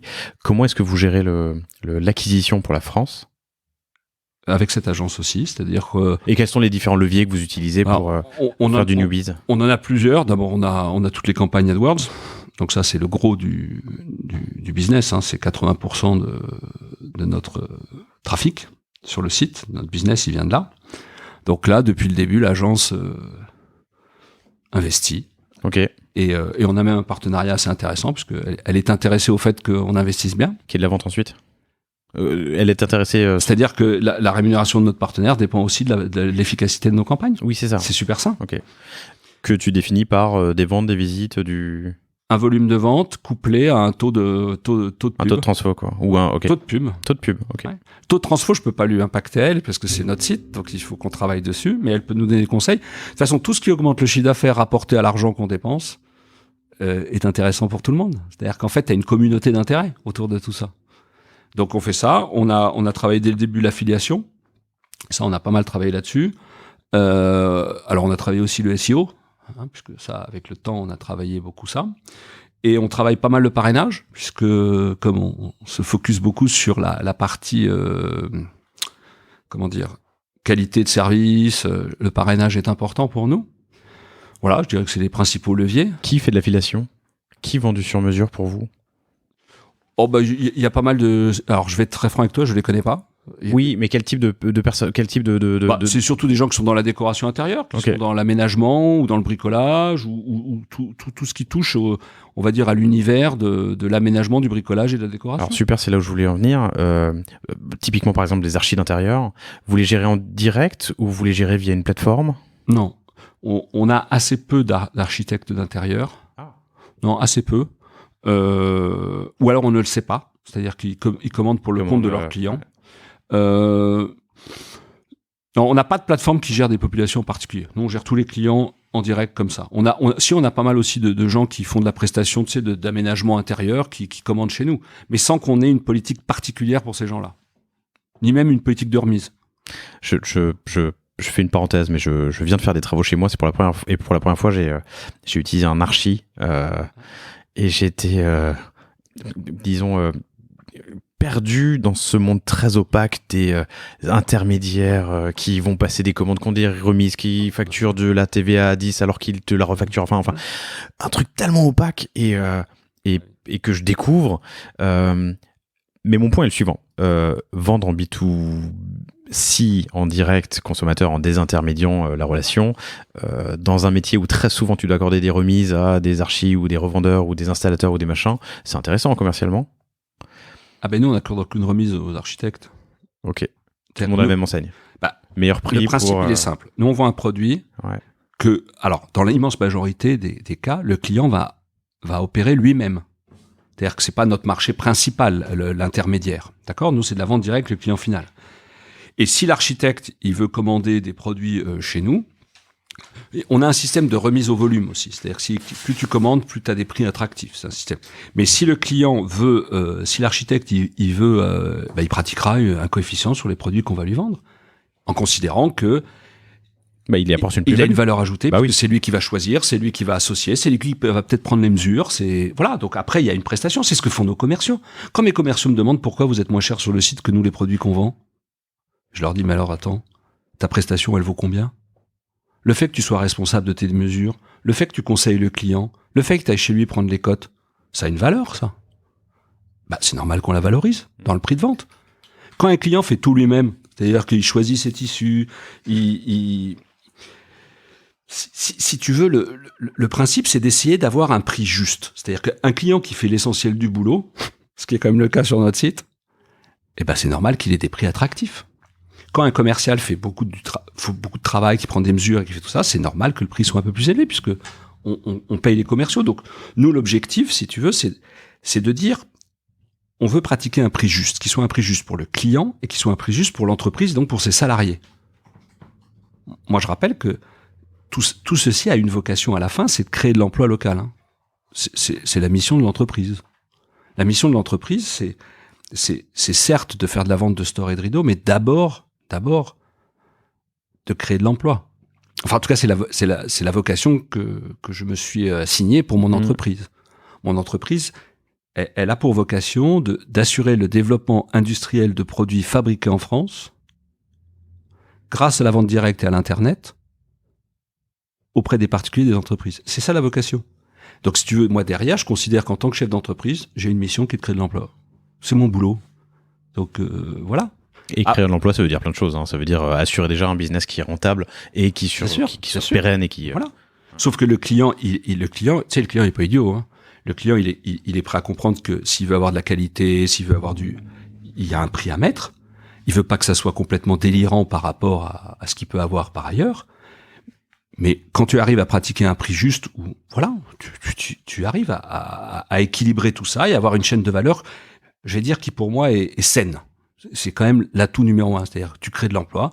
Moi, je suis désolé, on a plein de gens en milieu rural, mais ailleurs aussi d'ailleurs, mais qui ont des bagages qui ont des parcours un peu chaotiques. Nous, on est ravis on les forme, on les emploie. Il y a les anciens qui leur transfèrent un savoir-faire, qui d'ailleurs en tirent une certaine fierté, et c'est légitime. Et donc, on a notre rôle. Il y a quand même qui transmettent du savoir. Bien sûr, transmettre du savoir, la fierté. Tu sais, le fait qu'on aille sur Internet, ça a créé quelque chose que, franchement, j'avais pas du tout anticipé. C'est la fierté des salariés. Parce que quand tu fais des stores et des rideaux sur mesure qui vont être posés dans des écoles, dans des villes que tu connais même pas, c'est pas facile d'expliquer ton métier. Oui, puis ça se voit pas. C'est invisible, c'est intangible. Exactement. Ouais. Lorsque tu fais un site Internet, c'est assez simple. Hein. Les gens, ils se disent, rien. À la famille, aux amis, voilà. Tu vois, les stores qui sont vendus, c'est moi qui les fais. Quand en plus tu les impliques, on les implique pas mal dans la communication, on essaie de les impliquer. Enfin, si tu veux, il y a une chaîne qui est assez vertueuse, quoi, qui est assez simple et qui est pas mal faite de bon sens. C'est-à-dire que tu as une entreprise qui veut durer, qui a un savoir-faire, qui utilise les nouveaux moyens pour vendre ses produits, qui crée de l'emploi, qui a un équilibre économique. Voilà. Bon, ok. Moi, si tu veux, c'est mon objectif aujourd'hui. Moi, j'ai eu la chance d'avoir un parcours assez sympa. Aujourd'hui, c'est mon ambition numéro 1. Et d'ailleurs, on est en train de le reproduire. On essaye de le reproduire. Moi, j'ai une conviction, c'est qu'en France, on a énormément de petites PME ou de petites TPE qui ont un vrai savoir-faire industriel, qui ont un vrai savoir-faire produit. Si on peut les aider à utiliser les nouveaux outils d'aujourd'hui pour qu'elles se développent, qu'elles soient pérennes et voilà, et que ça crée de l'emploi, c'est très bien. Vous passez de 35 à 85 aujourd'hui. J'ai compris pour l'acquisition. J'aimerais bien creuser un peu le pilotage d'entreprise parce que c'est du coup quelque chose que tu as découvert en partie. Cette transfo, vous êtes passé d'une entreprise B2B à une entreprise B2C qui doit subir du coup des accélérations et aussi des freinages dans la prod en fonction des ventes. En prenant un peu de recul sur cette transfo, un peu de hauteur, quels sont tes apprentissages ? Est-ce qu'il y a des conseils ou des erreurs que tu as faites Alors, il y a beaucoup de choses. C'est-à-dire que ce sujet-là est majeur dans une boîte qui produit comme la nôtre. J'ai envie de dire, il y a deux digitalisations dans l'entreprise. Il y a celle que tu décides, qui est de dire je vais vendre mes produits sur Internet. Et puis il y a celle que tu subis. La première, c'est que si jamais tu réussis à vendre ce qu'on a fait, c'est-à-dire qu'on a commencé à avoir beaucoup de ventes, tu te dis putain, comment je vais faire pour produire tout ce que j'ai à faire ? Et là, tu commences à rentrer dans une digitalisation qui est subie. C'est-à-dire que maintenant, il faut que j'adapte tous mes outils pour pouvoir faire face à la demande.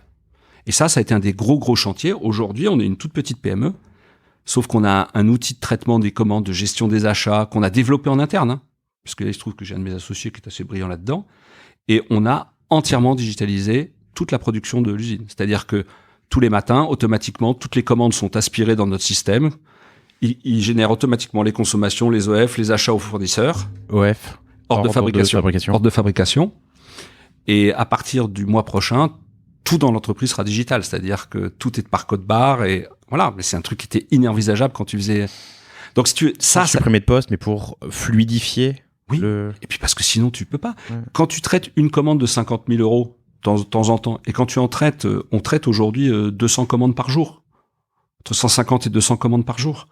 Comment tu veux gérer le flux même du papier, même des achats, c'est impossible. Le suivi, c'est impossible. Donc le tout, c'est ça aussi. Et c'est ça qui est très amusant dans ce projet-là, c'est que c'est un projet qui est très complet. C'est-à-dire que quand tu as réussi à vendre auprès des clients, j'ai envie de dire, il y a une deuxième tranche qui démarre. C'est que pour bien les servir, il faut que tu te modernises aussi en interne. Donc, et le problème, encore une fois, c'est pas de faire des stores et des rideaux, ça on sait le faire depuis le début. La question, c'est comment tu fais pour le faire de mieux en mieux, le faire de façon plus organisée, de faire que ça soit le moins fatigant possible. Parce qu'encore une fois, je serai toujours plus cher que celui qui fabrique en Pologne. Donc la seule solution que j'ai, c'est de vendre de la meilleure qualité, d'avoir un meilleur service client et d'essayer d'être plus malin et d'être mieux organisé. Tu t'es pris les pieds dans le tapis ? Ah bah oui. En se disant, qu'est-ce qui oui, en termes de pilotage, de gestion. Oui, il y a des choses qu'on a mal faites et on a lancé des produits qu'on a lancés trop vite, où on n'a pas été capable, on a été dépassé. Il y a des choses où on a été complètement dépassé. Quand on a lancé des produits où le succès a fait qu'on s'est retrouvé en rupture assez vite de composants, où on n'a pas réussi. Je vais te donner un autre. L'année dernière, pendant le Covid, on a tellement augmenté les ventes que je savais plus où stocker la matière première. On a fait construire en urgence un bâtiment. Non, mais c'est la réalité. Quand tu vends des moustiquaires, en 15 jours, tu vends ce que tu as fait l'année d'avant, et que tu as les mecs qui arrivent et qui livrent la marchandise, on a été obligé de stocker des palettes entières dehors, de mettre des protections dessus et de mettre toutes nos voitures pour les protéger la nuit. Ça, c'est la réalité du quotidien. On a agrandi 2 fois l'usine. C'est pour ça que je te disais tout à l'heure, tout ce qu'on vend, il faut qu'on le fabrique. Donc il y a des vrais enjeux industriels. Nous, pour une PME qui fait 12 millions de chiffre d'affaires, on a investi, je crois, 1,4 million rien que dans l'outil industriel. Donc ça, c'est la réalité du quotidien. C'est-à-dire qu'il y a une chaîne, et puis tu le vois tout de suite parce que les gens, ils t'expliquent qu'ils souffrent. Parce que c'est bien beau de faire des ventes, c'est bien beau, mais derrière, il faut quand même que tu arrives à produire. Ce qui fonctionne très bien quand tu fais 100 produits par jour, ça fonctionne plus du tout quand tu en fais 200 ou 300. Et encore moins quand on fait 500. Comment tu gères les gens qui souffrent ? Pardon, je précise un peu ma question parce que je suis concerné. Tu as une accélération business. Tes employés sont formidables. Nous, on a des employés incroyables chez Cosa Vostra qui sont tous engagés. En ce moment, on tire un peu la langue parce qu'il y a beaucoup de business qui rentrent. Plus que voilà, il faut recruter. Recruter, ça prend du temps. Il faut optimiser le travail, mais il faut. C'est un mélange. C'est-à-dire d'abord, la première chose à dire, c'est qu'il faut qu'il soit conscient que t'en es conscient. C'est la première des choses. C'est-à-dire qu'il faut que tu sois aussi intéressé par la difficulté qu'on a à produire qu'à faire du chiffre. C'est déjà le premier sujet. Le deuxième, c'est être assez proche d'eux, c'est-à-dire de comprendre ce dont ils ont besoin. C'est-à-dire on mouiller le maillot aussi avec eux. C'est-à-dire qu'on a eu une chance, c'est qu'on a des gens on a les comptables qui allaient emballer, tout le monde s'y est mis. Et tu tires un enseignement de tout. C'est-à-dire on a fait évoluer tous les postes de production avec les gens. C'est-à-dire qu'on présente ce qu'on veut faire. Les gens nous disent ouais, ça c'est bien, ça c'est pas bien. On justifie. Regarde, on a trouvé ça se faisait comme ça dans cette boîte-là. Qu'est-ce que t'en penses ? On travaille avec eux. On travaille avec eux tous les jours. T'as une élasticité humaine qui est pas la même que dans une zone où il y aurait un plus gros tissu urbain. Pardon, je vais utiliser des termes que je comprends moi-même. Il y a moins de monde à Ponto je sais pas, qu'en bordure de Paris, si jamais tu as besoin de 50 personnes de plus d'un coup, ou 10 personnes, même 10 personnes. Ouais, c'est vrai. T'as beaucoup moins de... Alors, tu vois, par exemple, autre chose, avant, recruter quelqu'un, c'était très compliqué, parce qu'on est quand même en pleine campagne. Aujourd'hui, avec la notoriété, c'est moins compliqué. C'est un peu moins compliqué. Et puis il y a aussi autre chose, c'est comme les gens sont bien, il y en a beaucoup qui nous ont dit, attendez, j'ai mon frère, j'ai mon cousin, on a des couples entiers. On a plusieurs gens qui travaillent en couple dans l'usine. Donc c'est ça aussi qui fait que humainement, c'est un peu une réussite aussi. C'est la meilleure des façons, c'est quand les gens te recommandent des gens de leur famille ou des amis ou de venir travailler chez toi. Alors c'est vrai que c'est pas simple parce que recruter c'est pas facile, parce que ça s'améliore parce qu'on est un peu plus connu, parce que on a mené des actions avec Pôle Emploi, on a mené, tu vois, il faut aussi et puis il faut expliquer les choses. C'est-à-dire qu'à un moment, quand à l'usine, tu vois, un vrai sujet, c'est la capacité qu'ont des collaborateurs à travailler sur plusieurs postes. Quand tu es habitué à travailler que sur un poste, s'il y a moins d'activité à ton poste, qu'est-ce que tu fais le reste du temps? Donc on a travaillé avec eux sur le fait de dire, maintenant il faut que tu sois pluridisciplinaire. Et du coup, les gens peuvent aller renforcer, s'aider mutuellement les uns les autres. Puis on a des gens qui sont super autonomes. Moi, j'ai des gens qui sont là depuis 25 ans. T'as pas besoin de leur expliquer que c'est là qu'il faut aller mettre un coup de main. Ils y vont. Alors, il faut organiser tout ça parce que sinon, c'est la foire d'empoigne. Mais ils sont incentivés. T'as distribué des BSPCE ou comment est-ce que pour la première fois l'année dernière, nous avons réussi à avoir une participation et de l'intéressement. Ils n'avaient jamais eu ça. Tu vois, ça aussi. Tu dis on a réussi parce que. Parce que on a réussi à avoir des résultats qui rendaient ça significatif. On a conclu des accords parce que il fallait les faire. On a mis tout ça en place. Donc on l'a fait. Et oui, il y aura des BSPCE, on en fera. Oui, bien sûr, évidemment. Mais de toute façon, tu ne peux partager que le succès. Les emmerdements, tu les partages pas. Non. Et ce que je leur dis, je dis toujours, c'est on ne peut partager que la réussite, pas le reste. Tu peux être solidaire dans le reste et partager la réussite. Pardon, je vois ce que tu veux dire. Oui, chacun son rôle. C'est-à-dire que c'est pas à eux de porter. Moi, je dois les convaincre. Eux, ils doivent donner le meilleur d'eux-mêmes. Et voilà, si tu veux, les anciens s'occupent des nouveaux. Enfin, c'est assez simple. C'est quand même assez pétri de bon sens tout ça, si tu veux. C'est pas. Mais c'est pas évident non plus. Et c'est assez facile et rapide de faire des erreurs. Mais oui, mais bien sûr, t'en fais tous les jours. T'en fais tous les jours des petites erreurs, des trucs qui.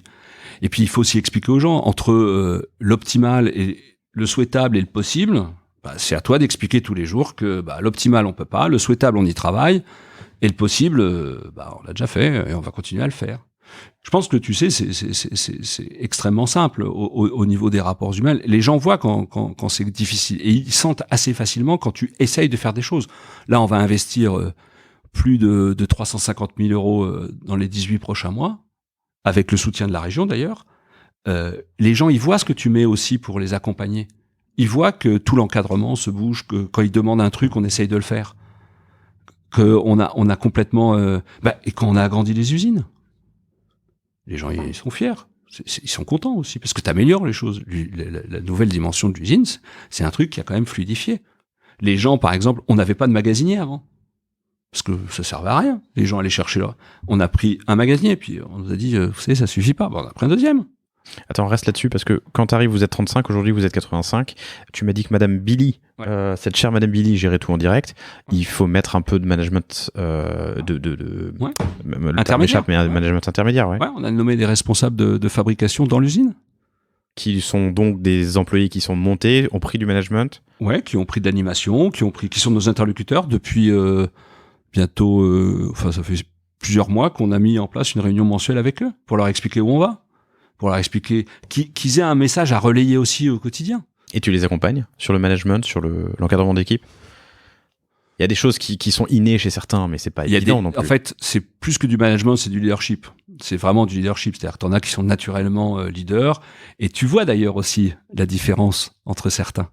T'en vois que tu as nommé, parce qu'ils le méritaient, et t'en vois qui s'épanouissent, et d'autres qui ont plus de mal. Mais moi, j'ai 2 ou 3 exemples de gens qui sont vraiment découvert un rôle d'animation. Alors ils le font encore une fois avec leurs armes, avec ils n'ont pas été formés, non. Mais bon, il y a quand même beaucoup de bon sens là-dedans. Hein. Ceux qui ont plus de mal, qu'est-ce que tu fais pour eux? On essaie de les accompagner, on essaie de leur expliquer ce qu'est leur rôle, ce qu'on attend d'eux, c'est-à-dire ce qu'on met derrière cette responsabilité-là. Donc c'est pas toujours facile. Et puis il y en a qui sont dans l'équipe, qui poussent derrière, qui ont envie aussi d'éclore. Ce qui est important, si tu veux, c'est toujours d'offrir aux gens des perspectives. Ça veut dire que quand tu démarres et que tu es en difficulté, la première des perspectives, c'est de sauver la boîte. Quand tu as réussi cette étape-là, la deuxième perspective, c'est de leur donner un projet d'avenir. Parce que ça, c'est très rassurant. Et la troisième, c'est de leur donner une perspective d'évolution individuelle. C'est les 3 étapes. Ça sert à rien de proposer du développement individuel si t'es pas capable de garantir la survie de la boîte. Donc ça veut dire que le développement individuel passe par le développement collectif. Ça, c'est une règle de base et ça marche très bien. C'est-à-dire que les gens comprennent que, tant que la boîte est en danger, on se pose pas de questions sur savoir est-ce que moi je pourrais faire. C'est comment je fais pour que la boîte perdure. Et là, on est dans la 3e étape. Donc on va être confronté à des nouvelles choses, à des nouveaux problèmes, à des nouvelles... Voilà. Génial, c'est une belle transition sur l'avenir. Qu'est-ce qu'on vous souhaite pour la suite? Quels sont les enjeux aujourd'hui? Je pense que l'enjeu, c'est de continuer à progresser, c'est-à-dire de continuer à se développer. Nous, on s'est fixé un objectif, c'est de doubler dans les 5 ans. Donc, ça veut dire qu'il y a des enjeux industriels, ça veut dire qu'il y a des perspectives d'évolution pour certains, il va falloir recruter. Il va falloir qu'aussi, dans l'encadrement, on évolue aussi, parce que ça commence par là aussi. C'est-à-dire que... Donc oui, il va falloir qu'on apprenne à gérer cette croissance. Et doubler les ventes, le CA. Ouais. Mais pas l'humain, du coup. Si. Okay. Si, on va être obligé d'en recruter je pense une quarantaine de personnes, entre 30 et 40. Oui, donc 50% de croissance sur l'humain, 100% de croissance sur le CELID. Ouais. Okay. Et peut-être aussi changer l'organisation du travail. Peut-être être obligé de travailler en équipe. Tu vois le truc, dans une entreprise qu'il n'a jamais fait. Mais sachant que ça peut presque intéresser beaucoup de gens. Donc c'est des sujets qu'il va falloir traiter. C'est une nouvelle problématique. Moi, j'ai jamais traité ça. Ça va être intéressant. Et c'est de faire monter en compétence à tous les étages de l'organisation les gens. Parce que plus tu grossis, plus il faut que certaines tâches soient prises par d'autres, et ainsi de suite. Donc c'est l'organisation, c'est une croissance normale dans une entreprise. Donc ça, c'est un des enjeux. Et le deuxième enjeu, il est d'essayer de reproduire ce modèle-là sur d'autres secteurs connexes. Est-ce que tu as déjà un secteur en tête ? Quel est-il ? Là, grâce à la Chambre de commerce, on vient de prendre une participation majoritaire dans une toute petite boîte en Eure-et-Loire qui fabrique des spots LED. Qui fabrique des spots LED en Eure-et-Loire ? Ouais. Ok. Et c'est génial, ils sont 5. Ils font un produit, mais tu n'imagines pas à quel point il est quali. C'est quoi le produit ? C'est des spots. Des spots LED comme on met dans les pots plafonds, hein, c'est ça ? Sauf que on va les garantir 10 ans, tellement ils sont bien, tellement ils sont qualitatifs, ils sont respectueux de l'environnement, ils sont réparables à vie. Réparable ? Ouais. C'est marrant, je m'étais fait la réflexion. Moi, j'ai acheté des spots LED il y a 2 ans et c'était même pas un spot, c'était une applique LED. Ouais. Et en fait, j'ai réalisé qu'elle était pas changeable. Ouais. Il faut l'acheter. Voilà. Bon, après 30 000 heures ou 10 000 heures, je sais pas, mais il y en a une qui a pété au bout d'un an. Oui, elle a pas fait ses 30 000 heures. Non. Si tu fais un calcul 50 000 heures, c'est 15 ans. Ouais. Donc, si tu veux, là aussi, t'es cette petite PME, elle a un savoir-faire, mais de malade en termes de produits. Sauf qu'elle sait pas le vendre. Donc elle est en danger. Donc si tu veux, là, on va réconcilier 2 choses. On va réconcilier l'excellence produit et le respect de l'environnement. Et je t'assure que le produit, il est incroyable. Il est incroyable, le produit. Que vous allez commercialiser sous son propre nom ou vous allez l'intégrer ? Bon, ça va pas dans Storyrido. Non, on va l'intégrer sous son propre nom. Okay. La seule chose qu'on va faire, c'est qu'on va essayer de créer des synergies. Évidemment. Bien sûr, parce que quand tu es dans la déco, tu mets des stores, des rideaux, tu peux très bien mettre des spots.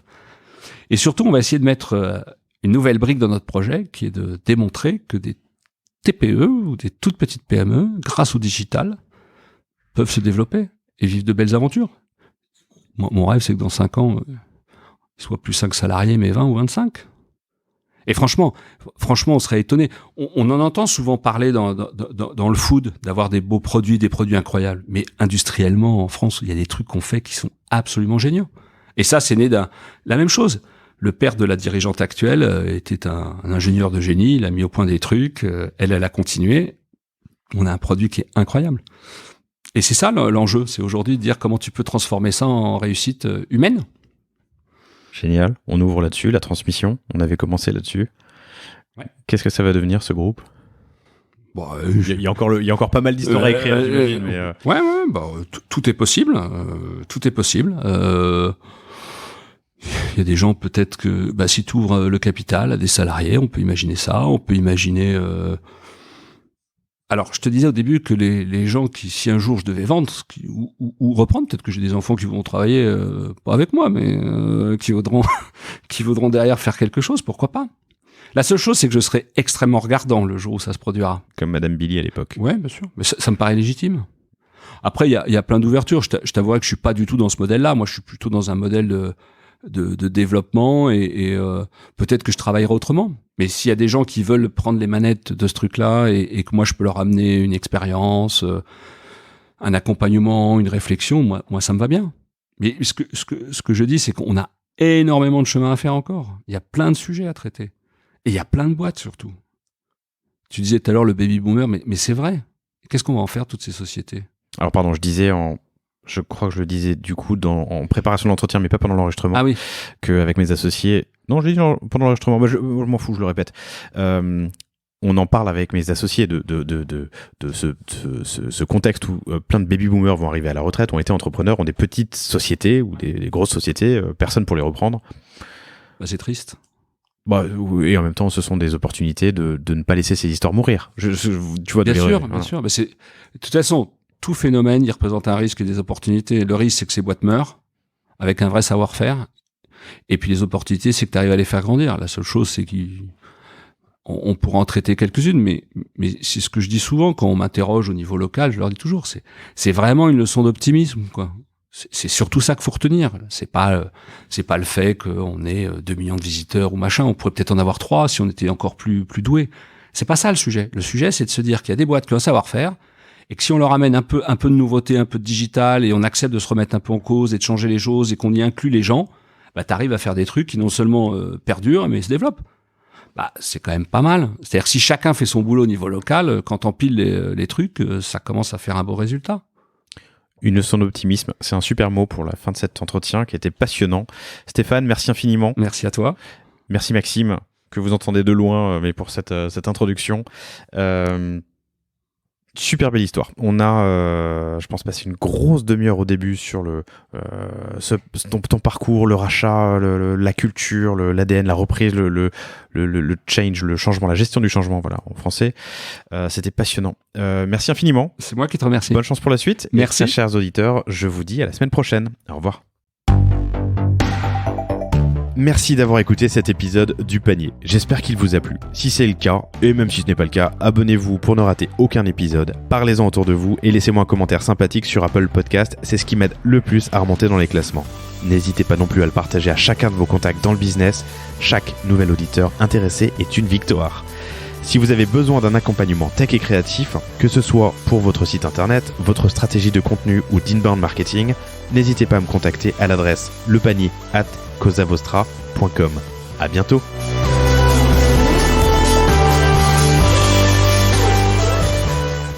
Bonjour à tous, merci d'avoir écouté cet épisode jusqu'au bout. Je suis très très très heureux de vous retrouver pour cette nouvelle année 2021 qui, je l'espère, sera une année normale. C'est ce que je souhaite à tous mes collaborateurs, c'est-à-dire des restos avec des amis, des terrasses, des vacances, bref. On a vécu une année 2020 mouvementée, c'est le moins qu'on puisse dire, qui a été très très riche en événements. Pour ma part, chez Cosa Vostra, on a connu une belle croissance, presque 30% de croissance. Et ça se prolonge, ça se continue en tout cas sur 2021 pour l'instant. Croisons les doigts pour une croissance continue, sereine et surtout pérenne. En 2020, j'ai aussi pris les rênes de l'agence et c'était un événement important et incroyablement formateur. On a commencé par une réorganisation un petit peu des équipes de prod, toujours dans un objectif de délivrer la meilleure qualité du monde dans ce qu'on fait. On a aussi fait des propals et des productions dont je suis incroyablement fier. Je vous parlais de Richemont il y a quelques semaines. Je vous parlais de Moser, qui est un horloger suisse qui fait des montres incroyables. Et on continue en 2021, donc je suis très impatient de vous annoncer ces prochaines sorties. La première d'ailleurs dont je peux parler, je vais parler de 2 choses. C'est Radio Nova qu'on a sorti, nova.fr, une réalisation Cosa Vostra dont je suis incroyablement fier et qui en précède d'autres dans les semaines qui viennent. Et on a aussi accompagné une nana incroyable qui s'appelle Marie-Pierre et qui a lancé un podcast qui s'appelle African Society, que je vous invite à aller découvrir. Je ferai une petite annonce la semaine prochaine en début de podcast. African Society. Et enfin, on recrute toujours chez Cosa Vostra sur plusieurs postes en gestion de projet, en management de contenu, en content manager, et surtout un poste bien solide qui est le content marketing director de Cosa Vostra et qui va gérer et chapeauter les équipes contenu, marketing, podcast chez Cosa Vostra pour les livraisons clients sur des clients comme, j'en parlais, Richemont, Microsoft, Google, entre autres, mais il y en a plein d'autres. Bref, n'hésitez pas à prendre des nouvelles. Toutes les infos sur le site cosavostra.com, sur LinkedIn, suivez Mathieu Stéphanie, moi-même, mes associés François Desfossés ou Pierre Stéphanie, et vous aurez toutes ces nouvelles. Je vous souhaite une année tout à fait normale. Ce serait bien, ce serait un très bon début. Et si elle est normale, pourvu qu'elle soit ensuite exceptionnelle. À très bientôt, je suis très heureux de vous retrouver. Je vous adore et j'adore cet exercice du panier qui, je l'espère, vous apporte quelque chose de fort et d'efficace. N'hésitez surtout pas à me faire des retours sur comment est-ce que je peux m'améliorer et faire mieux. Laurent@cosavostra.com et je vous souhaite une excellente journée. Salut!